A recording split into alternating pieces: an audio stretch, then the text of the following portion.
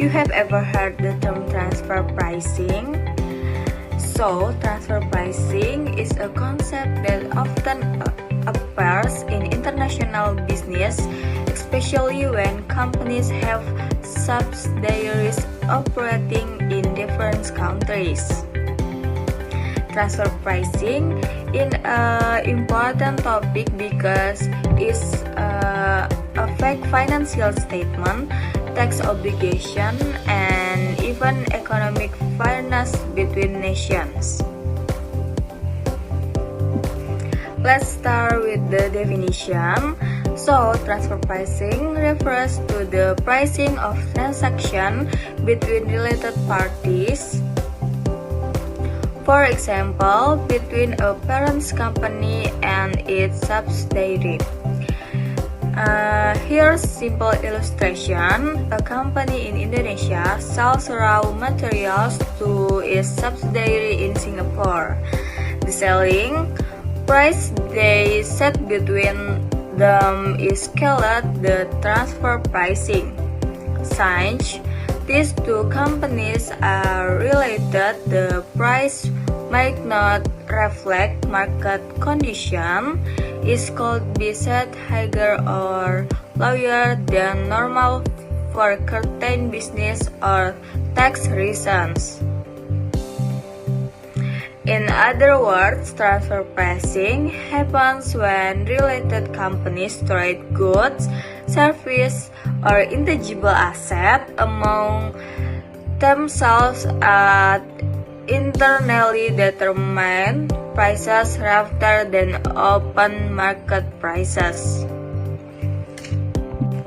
Now, why do companies use transfer pricing? There are several main reasons. For number one, operational efficiency. Transfer pricing helps large business group control costs, manage performance, and allocate profit among division efficient. For number two, tax optimization. This is the most common reason multinational companies can take advantage of different tax rates across countries. For example, a company in a high-tax country might sell goods cheaply to its subsidiary in a low-tax country, so that most profits are recorded where taxes are lower, reducing the group overall tax burden. For number three, performance measurement. Transfer pricing can be used to evaluate how well each business unit performs financially with a corporate group. So, while transfer pricing can be legitimate management tools, it can also be misused for tax avoidance if not properly regulated. To prevent abuse, international tax regulation apply what known as the arm's length principle. This principle states the transaction between related parties must be conducted as if they were between independent companies under comparable market conditions. In other words, if two unrelated companies were doing the same deal, the price should be about the same. This ensures that profits are reported fair and taxes are paid in the right place. In Indonesia, this principle is established under Director General of Tax Regulation number PAR 32 PG 2011 and is consistent with the OECD transfer pricing guidelines. Next, method of determining transfer pricing. So, how do we determine a fair transfer price? Tax authorities authorities and the OECD recognize several accepted methods such as for number 1, comparable under controlled price, aka CUP method, compress in the price change in a related party transaction with the price change in a similar transaction between independent companies. For number 2, resale price method, aka RPM, start from the resale price to an independent buyer, then subtract a reasonable profit margin to arrive at the transfer price. For number 3, cost plus method, aka CPM, adds a fair profit margin to the production cost to determine the transfer price. For number 4, profit split method, aka PSM, dividends total profit among related parties based on their respective contributions. And last, for number 5, transactional net margin method, aka TNMM, compares the net profit margin from related party transaction with that of comparable independent companies. Choosing the right method depends on the type of transaction, the availability of comparable data, and the company's structure.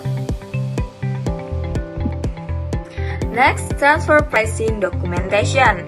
Companies engaging in related party transaction must prepare proper transfer pricing documentation.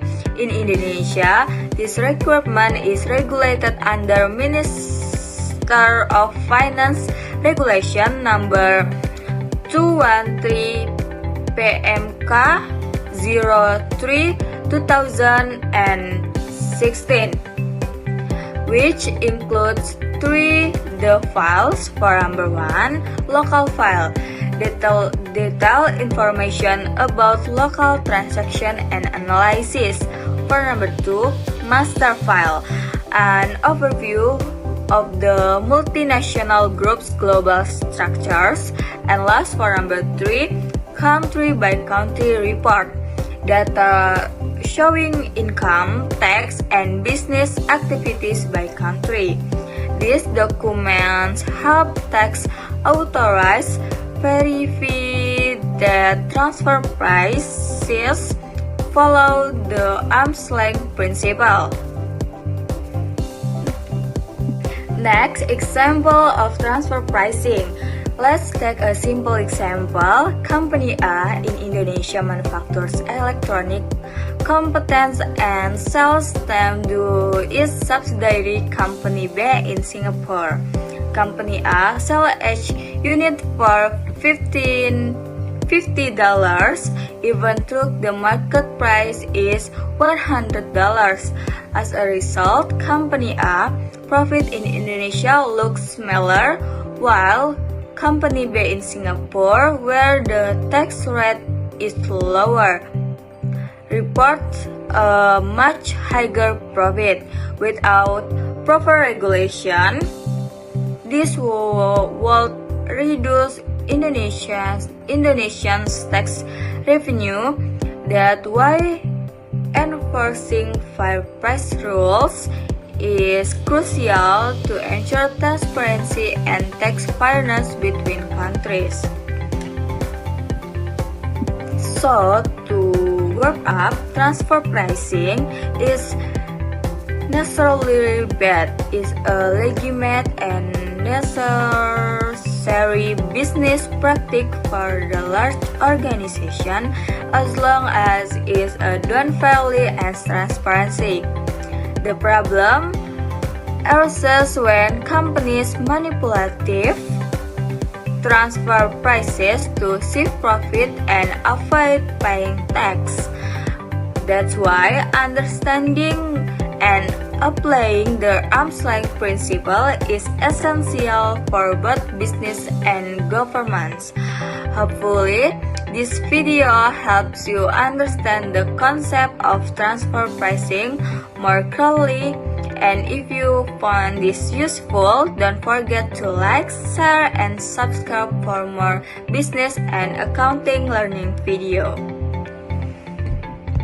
So, thanks for watching and see you in the next session. Wassalamualaikum warahmatullahi wabarakatuh.